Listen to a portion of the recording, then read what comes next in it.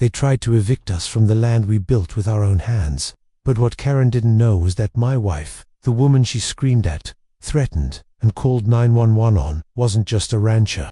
She was the newly appointed FBI director, and she wasn't about to let a petty HOA bully run our lives. If you love real stories where justice hits back harder than expected, hit subscribe now and join the Horror Stories family. We post gripping HOA tales every week. And hey, where are you watching from? Drop your city or country in the comments. Let's see how far our community reaches. It started with dust, actual, harmless, brown ranch dust.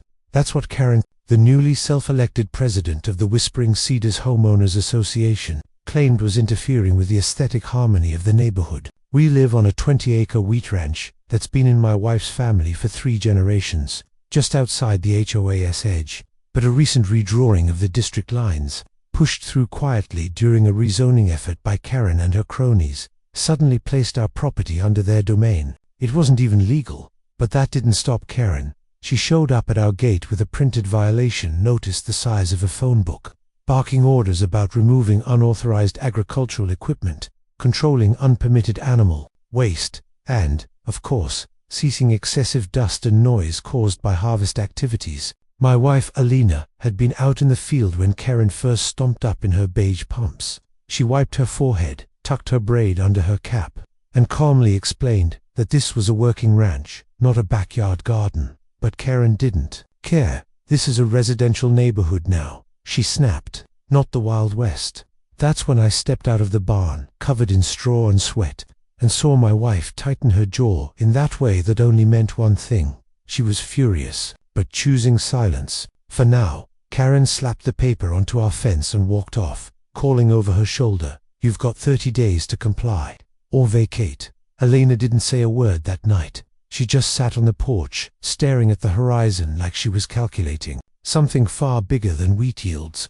The next week, we got 6 more notices. Then, the citations turned into fines. Thousands of dollars for non-compliance. They cited our horses, our hay barn, our windmill, our very existence. HOA board members started showing up, taking photos, pointing fingers. One even brought a drone, which Alina shot down with a legally owned, registered pellet rifle. Karen called the sheriff. The sheriff shrugged and left. But the moment that changed everything happened on a Sunday afternoon. Alina was mending a fence near the front pasture when Karen showed up again, this time with 2 private security guards dressed like rent-a-cop soldiers. They claimed they were authorized representatives of the HOA Enforcement Division and demanded Alina vacate restricted grounds. My wife asked them to leave. They refused. One reached for her arm. The next second, Alina had him pinned. Calmly identifying herself, "I'm Elena Morales, Director of the Federal Bureau of Investigation. Touch me again and I'll charge you with assaulting a federal officer on private property." I watched from the porch, phone in hand, recording every second. Karen screamed, "I'm calling 911. Alina just raised an eyebrow and said, "Good. Let's see how fast they respond to protect me." Karen's face turned a sickly shade of white as the security guards froze like mannequins, suddenly realizing they were trespassing and manhandling the nation's top law enforcement officer. Alina didn't even raise her voice. She just looked them in the eye the way I've seen her do in federal briefings when she's about to take apart someone's entire career with nothing but calm words and hard facts. The 911 dispatcher apparently thought it was serious. 2 squad cars rolled up our gravel driveway within minutes. The officers got out, tense, until Alina showed her badge and explained everything: her ID, her jurisdiction, the harassment. One of the officers immediately asked Karen to step aside. I could hear her trying to spin the story. She was resisting. She was rude. She threatened me. The officer turned and said, "Ma'am, the director of the FBI does not resist. On her own property, you are the one who could be charged." That's when Karen finally looked shaken. But Elena didn't stop there. That night, we sat together in the ranch house office and went through every document: zoning maps, county ordinances, even old land deeds her grandfather had kept in a fireproof box. She made a list: every law the HOA violated, every false fine they issued, every recorded harassment. Then, she called her legal team. Not just any lawyers, federal attorneys she'd worked with over 2 decades. By the end of the week, The HOA board received a cease and desist letter, so thick they needed signature confirmation to even open it. It listed violations of property rights, misuse of local jurisdiction, abuse of power, and, perhaps most damning of all, impersonation of law enforcement. Alina submitted every bit of evidence to the county, the state attorney's office, and the Department of Justice Ethics Committee. Karen tried to hold an emergency board meeting not at the community center, but at her own house, behind closed doors.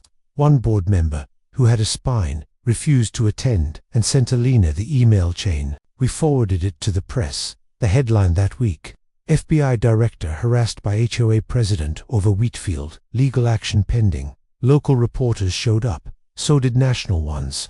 Suddenly, Karen wasn't the queen of the cul-de-sac. She was the woman being investigated by federal agents for civil rights violations and overreach of HOA power. Our neighbors, many of whom had silently endured her reign of pettiness, started speaking up. A retired couple revealed they'd been fined for putting up a flag on the 4th of July. A single mom said Karen called CPS on her over-excessive trampoline noise. With Alina leading the charge, residents banded together. A class action suit was formed. Petitions to remove the HOA board gained momentum. The HOA's own insurance company launched an internal review. Meanwhile, Alina kept working her day job, flying to DC and back, handling national threats, all while leading the most powerful legal counteroffensive our neighborhood had ever seen. The irony: Karen had built her power on rules and intimidation, but now, those very rules and her own paper trail were dismantling her in public. It took 3 months, but justice rolled in like thunder across a dry prairie. The HOA was formally dissolved after a neighborhood vote won that Alina herself oversaw, with independent election monitors and every ballot accounted for. Karen didn't even show up to vote. By then, she was under investigation by both state and federal authorities for impersonating law enforcement and misappropriating HOA funds. Turns out, she'd hired those private security thugs using money disguised as community protection expenditures. We discovered she'd also been using funds for personal landscaping, travel reimbursements, and even dry cleaning. The press had a field day, and within weeks, Karen resigned, not just from the board, but from the neighborhood entirely. One moving van came at night, packed hastily. She left behind a cracked garden gnome and an unpaid fine from the county for her illegal rezoning attempts. Alina, meanwhile, never gloated.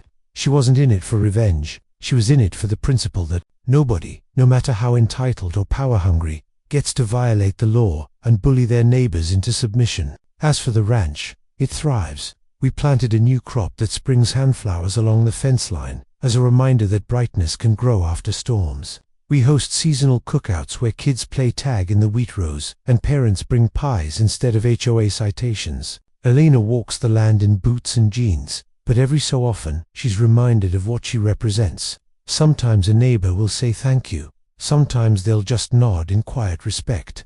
And sometimes, late at night, we sit on the porch with the stars above and the field swaying in the wind, knowing that this place, our home, our land, is finally safe from the pettiness that once threatened it. Not because we shouted, not because we fought dirty, but because Alina did what she always does. She stood tall, followed the law, and didn't back down. In the end, Karen learned what power really looks like. Not loud, not cruel, but calm, relentless, and righteous. The kind of power that wears a badge not to boast, but to protect.